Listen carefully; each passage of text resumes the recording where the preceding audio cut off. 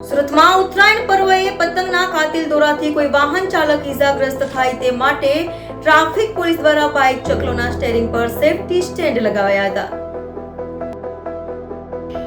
ઉત્તરાયણ પર્વને ધ્યાનમાં રાખી સુરત ટ્રાફિક વિભાગની ટીમ કામે લાગી ગઈ હોય તેમ લાગી રહ્યું છે। ઉત્તરાયણમાં પતંગના કાતિલ દોરાથી વાહન ચાલકો ઈજાગ્રસ્ત ન થાય તે માટે ટ્રાફિક પોલીસ દ્વારા જાગૃતિ શરૂ કરી છે।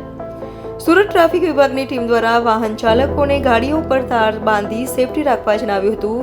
પતંગના દોરાથી બચવા માટે ટ્રાફિક વિભાગની ટીમ દ્વારા વાહન ચાલકોને રોકી ગાડી ઉપર તાર બાંધવામાં આવ્યા હતા। બાળકોને ગાડી પર અગાડી ન બેસાડવા માટે પણ ટ્રાફિક દ્વારા અપીલ કરાઈ હતી।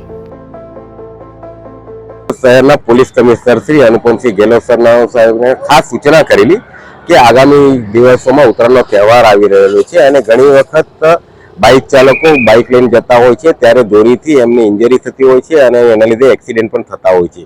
આવી દુર્ઘટના ન બને તે માટે જે બાઇક ચાલકો છે એમના બાઇકની આગળ સેફટી ગાર્ડ લગાડી તેમજ એમનું ગળાનું રક્ષણ થાય તે માટે નેક ગાર્ડ તેમજ કોઈ વાહન ચાલકો પોતાના છોકરાઓને આગળ બેસાડતા હોય અને અમે સમજ કરીએ છીએ કે બાળકોને આગળ નહીં બેસાડી પાછળ બેસાડે જેથી કરીને બાળકોને પણ ન નુકસાન થાય અને ગળું એના દોરીથી એમનું ગળું સુરક્ષિત કપાય નહીં।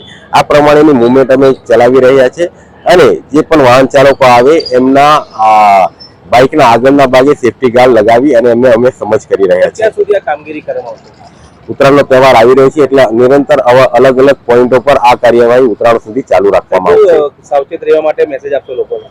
ખાસ લોકોને અપીલ છે કે પોતાના બાઇક છે એમની આગળ સેફટી ગાર્ડ લગાવે, પોતાના સેફટી માટે નેક ગાર્ડ પહેરે તેમજ જે છોકરાઓ નાના ભૂલકાઓ છે તેને આગળ નહીં બેસાડી પાછળ બેસાડે જેથી આવા અકસ્માતોથી આપણે બચી શકીએ। ઓકે।